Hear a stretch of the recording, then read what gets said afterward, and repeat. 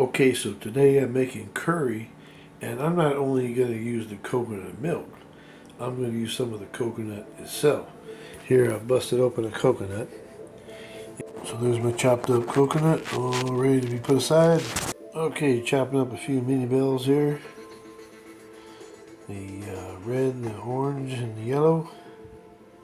I try to get this out of there, the inside.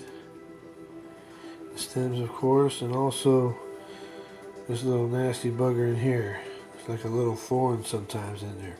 I call it the devil's teat. I want to remove that too. Okay, one of the people who will be eating will be an elderly lady, and she has no teeth, so to make the broccoli softer, what I do is I peel that. It's a rough skin on it back, and maybe cook it a little bit longer than I'd like to. Not quite mushy, but just a little easier for her to eat. And that helps do that as well. Now I'll also be making a chicken soup along with chicken curry because my mom can't handle any kind of curry or garlic or peppers, so she's going to have a separate nice little chicken soup. Also, splitting the broccoli in half helps soften it as well.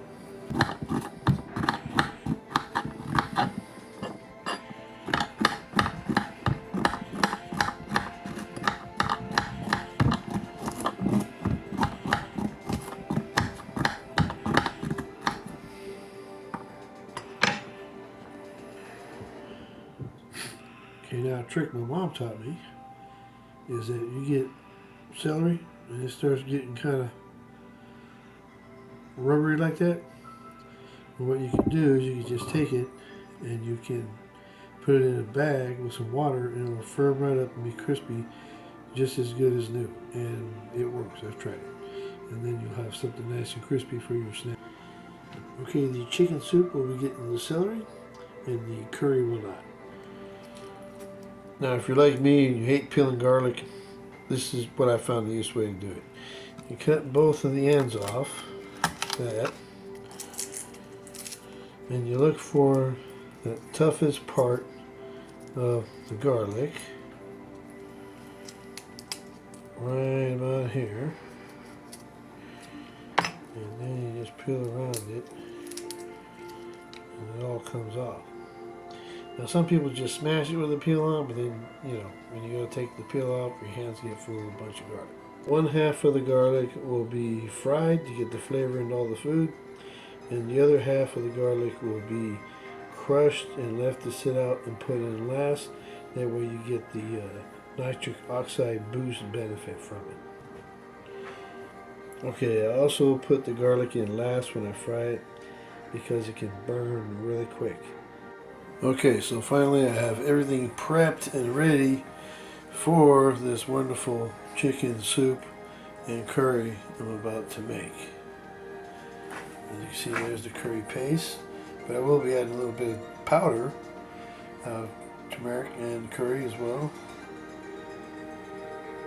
And here you see the coconut milk and chicken broth, which I'll be using for the soup, along with some chicken stock, some bone broth basically, that I made last night, boiling down chicken carcass. I have that right here. That will be going in the soup. I'm going to go ahead and make the chicken soup first, since it is a lot easier to get it out the way. Okay, so I've put the chicken broth and the chicken stock in there. And now I'm just going to add the udon and the other ingredients.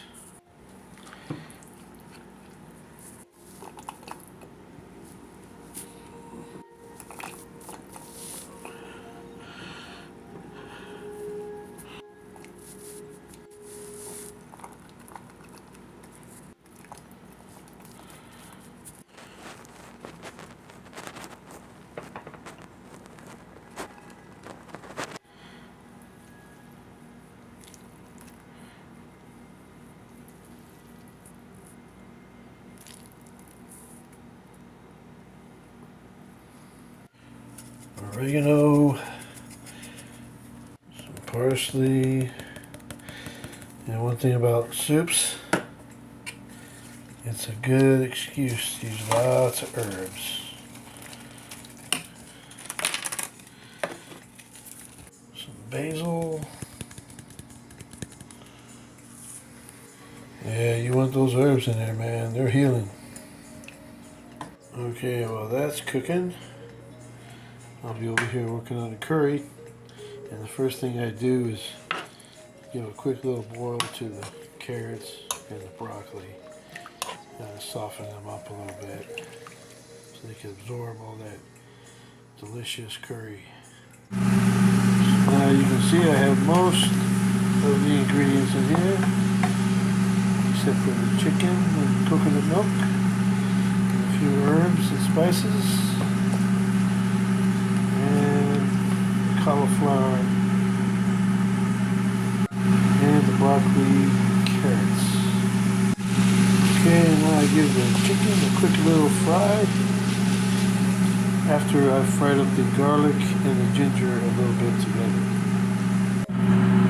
I have removed the chicken and now I cook the coconut milk with the curry and the coconut and a little bit of sugar or honey. I add a little bit more, a pinch of curry and turmeric powder as well. Give a little bit more color and some pepper to give it a good pop and get that metabolism going.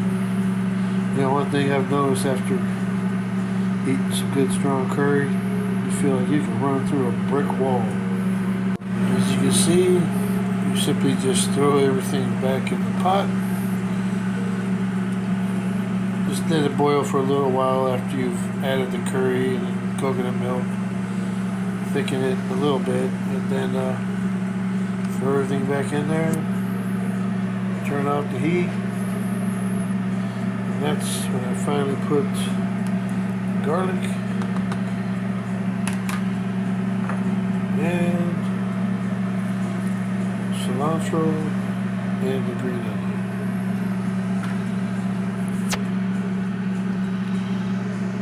There we are, my friends.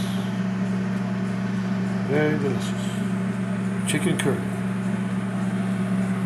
Take a look at our chicken soup. Chicken soup for the more faint of heart. It's all done, still boiling. Even though the heat's turned off, it takes a while to boil. You see, there you go. With the udon noodles. I like those thick noodles like in the Campbell soup. So I just use udon noodles with the chicken soup. I'll taste it. Put salt to taste. Ready to go. Okay, I'm going to taste this chicken soup.